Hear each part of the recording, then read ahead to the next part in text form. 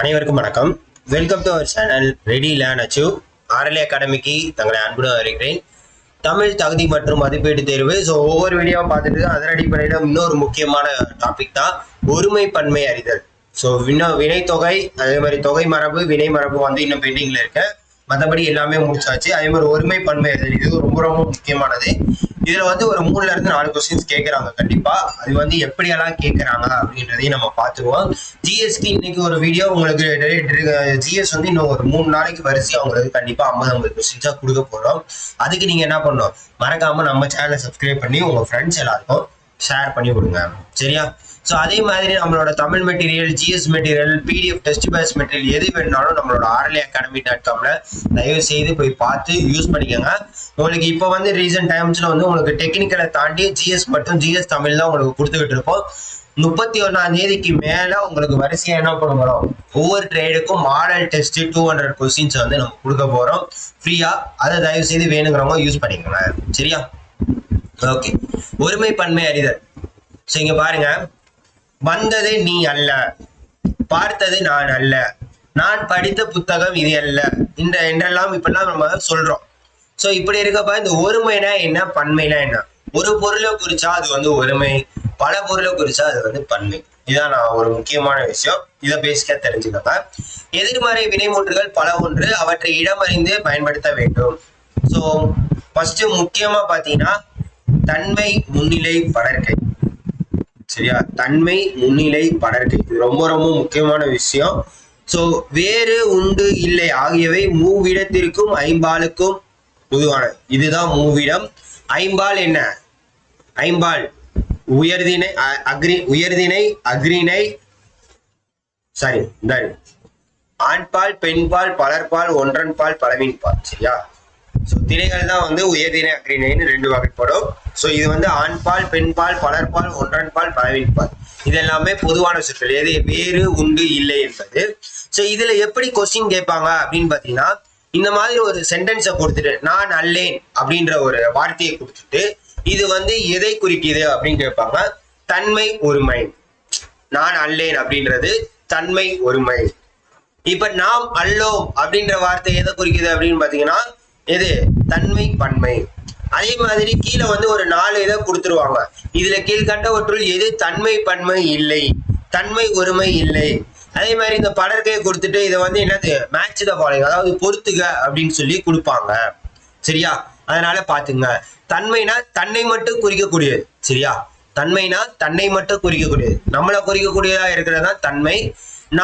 நான்ன்றது நான், சரியா? நான் அல்லேன். பன்மைனா நாம் அல்லோம். அடுத்து முன்னிலை. முன்னிலை ஒருமை அப்படின்னு பாத்தீங்கன்னா முன்னாடி இருக்கவங்கள குறிக்கக்கூடியது. நீ அல்லை, நீ அல்லை அப்படி, நீ இல்லை அப்படின்னு சொல்லக்கூடியதுதான், சரியா? பன்மைனா நீ வீர் அல்லீர், நீ வீர் அல்லீர், கிளியராங்க? அடுத்து படற்கை. இதுல வந்து ஐம்பால் வருது.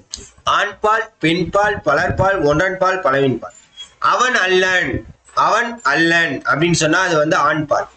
அவள் அல்லல், அப்ப அல்லன்றது ஆணுக்குரிய விகுதியாகவும் பெண்ணின்றது அல்லல் அந்த ஒரு விகுதி. பலர்னா அல்லர். ஒன்றன் பால்னா அஃது அன்று, ஒன்றன் பால் ஒரு பொருளை குறிச்சா அது வந்து அஃது அன்று. பலவின் பால்னா அவை அல்ல, பலவின் பால்னா அவை அல்ல. நான் ஞாபகம் வச்சுருவாங்க, சரியா? ஓகே, இங்க பாருங்க, பின்வரும் தொடர்களில் உள்ள பிழைகளை திருத்தி எழுதுக. பின்வரும் தொடர்களில் உள்ள பிழைகளை திருத்தி எழுத. அதை செய்தது நான் அன்று. அப்ப நான் அன்று, நான் என்றது ஒரு ஆளு, அதாவது தன்மை ஒருமை. அப்போ வந்து அந்த இடத்துல என்ன வரணும், நான் அல்லேன் அப்படின்னு வரணும். அதை செய்தது நான் அல்லேன் அப்படின்னு வரணும், அன்று வராது. இது மாதிரிதான் கொடுப்பாங்க. பின்வரும் தொடர்களில் உள்ள பிழைகளை திருத்தி எழுதுகன்னு சொல்லிட்டு இதே வார்த்தையை அப்படியே கொடுத்துருவாங்க. அது வந்து எது சரியான வார்த்தை அப்படின்றது சொல்லணும்.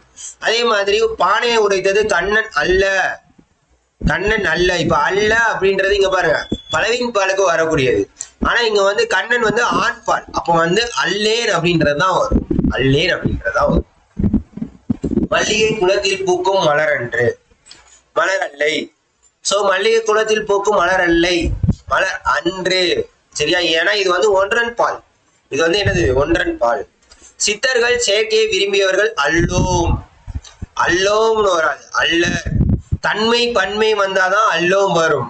இங்க வந்து என்னது முன்னிலையில வருது சரிங்களா. பலர்கையில வரக்கூடியது இங்க பாருங்க, பலர்பால குறிக்கக்கூடியது. சித்தர்கள் அப்படின்றது பலர்பாலை குறிக்கக்கூடியது. அப்ப சித்தர்கள் செயற்கையை விரும்பியவர்கள் அல்லர் அப்படின்றத சொல்லுவாங்க.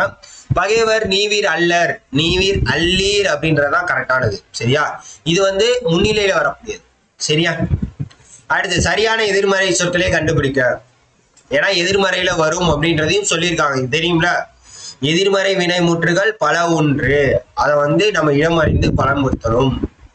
அடுத்து தாங்கள் படிக்க வேண்டிய புத்தகங்கள் இவை டேஸ். இவைன்னு வரப்ப இது என்னது அல்ல. உங்களோடு வருவோர் நாம் அல்லோம், உங்களோடு நாம். மணிமேகலை செல்வ வாழ்வை விரும்பியவள் அல்லல்னு வரும்.